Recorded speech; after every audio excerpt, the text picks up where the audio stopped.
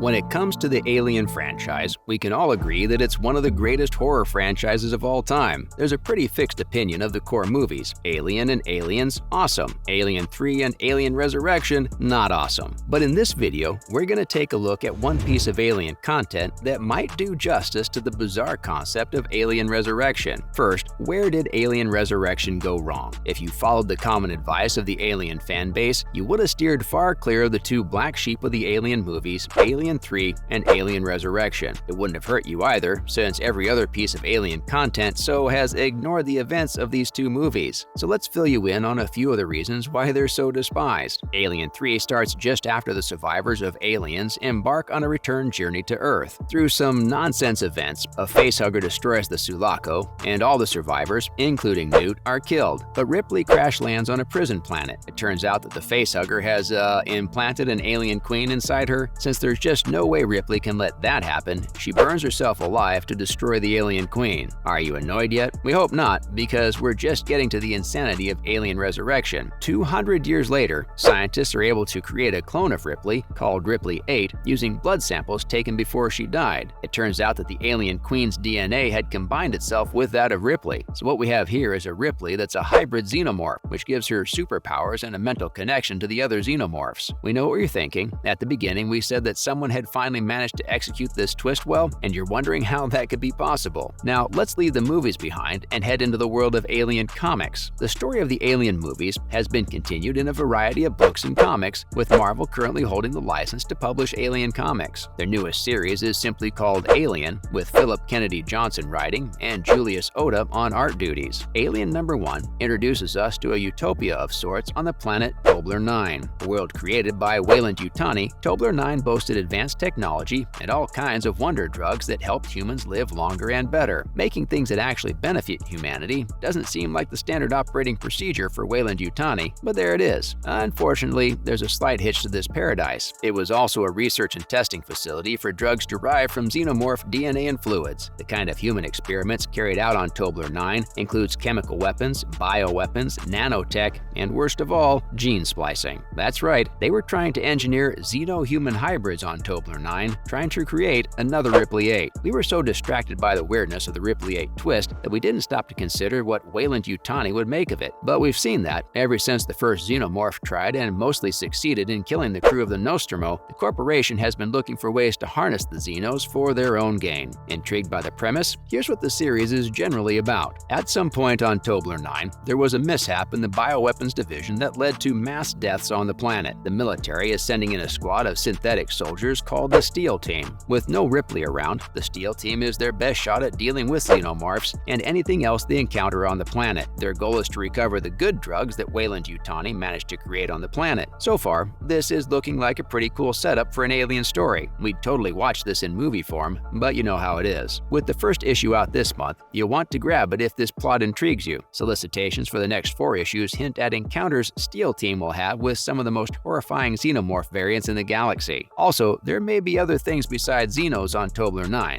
but we won't say what. And if you want even more of Johnson's writing in the Alien universe, he's actually written quite a bit of the series before. Available in 2 trade paperback volumes, Bloodlines follows the story of Gabriel Cruz, a Xenomorph survivor who is forced to battle them again to save his son. Meanwhile, Revival sees a religious colony on a terraforming station fighting off an alien attack. Let's cap this off by looking at what this all could mean for the Alien franchise. Well, for starters, we can no longer pretend that Alien 3 and Alien Resurrection aren't canon, since Ripley 8 was probably the inspiration for whatever was going on at Tobler 9. That's not bad, but it isn't really good either, because now watching these movies is important to an extent. Beyond that, though, we think this opens up a lot of cool possibilities for storytelling within the franchise. The idea of a biological hybrid of aliens and humans isn't bad in and of itself. The real problem with Alien Resurrection is that it was a blatant way to force Ripley back into the story, and over-reliance on Ripley was always going to be bad for the franchise, no matter how the stories turned out. Johnson and other creators working with the Alien franchise now have the freedom to explore the ideas of bioengineering and the like in the Alien franchise. With gene splicing and editing being an emerging science in the real world, Alien is once again in a position to use its horror stories to provide commentary on real-world issues. And so continues the story of man's endless battle with the Xenomorphs. It doesn't just stop at the movies, folks. In other news, need some help branching off the Alien quadrilogy? Worry not, friends. We're going to point you you in some essential directions to go as you further explore the stories that have been told within the dark universe of the Alien franchise. So your first stop should definitely be the prequel movies. Directed by Ridley Scott, are sort of origin stories for the Xenomorphs, exploring how these things were created. The first of these movies was Prometheus, which was followed by Alien Covenant. Be warned of a really impressive and really creepy performance by the central villain of these movies, Michael Fassbender. Most fans would point you to the comics published by Dark Horse from there. Your best bet is to pick up any trade paperback or hardcover volume with their logo and start reading. The first 2 volumes of Aliens, published through the 80s, continue the story from Aliens, and the rest can be read in pretty much any order you like. Marvel only recently began publishing Alien comics, but we've talked about those already. There are also some amazing video games to play in this franchise. Alien Isolation is hands down the best thing in the Alien franchise beside the original movies, starring Amanda Ripley, Ellen's daughter. A pseudo-sequel to Isolation called Blackout was released for mobile platforms and adopts a Five Nights at Freddy's style. Another one worth checking out is Aliens Fireteam Elite, which is just another bug hunt for you and your squad of Colonial Marines who can either be piloted by the AI or your friends online. Meanwhile, what's coming up next in the on-live action side of the franchise? When Disney acquired Fox Studios, they announced that there were a number of Alien projects in the works. We mentioned one of them earlier, but let's quickly run down the others that are in the works. We'll start with something that's not on the way, a follow-up to Ridley Scott's prequel movies. Scott was a little offended by the backlash to Prometheus and Alien Covenant, saying that at some point the icons of the franchise were going to get old and stale, and his approach shouldn't have been rejected at the box office. That's what happened though, so it isn't really up to Scott whether he gets to continue his story or not. Fed Alvarez, director of Don't Breathe, is helming a movie that will be streaming on Hulu. As we said, Scott was a little frustrated with the Alien franchise, but he was so impressed by Alvarez's pitch that he even agreed to produce the movie. Based on how the Predator movie Prey turned out, his new Alien flick looks pretty promising. On the TV side of things, Noah Hawley has been working on an Alien series since 2020, and it's on its way to FX at some point in the future. It's set to take place on Earth and will supposedly deal with the original movie's themes of workers' rights and corporations. Finally, you want to hear a real horror story? Our synopsis of Alien 3 may have sounded like it was crafted by someone who'd woken up really early in the morning to meet a deadline, but nothing could be further from the truth. The movie was synthesized from 5 different scripts, including one by legendary sci-fi author William Gibson. We highly recommend checking those scripts out, as each one of them is so much better than what we ended up with. The chaos also resulted in tons of footage left on the cutting room floor. An improved assembly cut of the movie, officially available on DVD and Blu-ray, restores 30 minutes of lost footage. That's it for today's video. What do you think of the Alien comics plot? Let us know in the comment section below, and don't forget to share with us your favorite Alien things. But before you go, don't forget to like, share, and subscribe.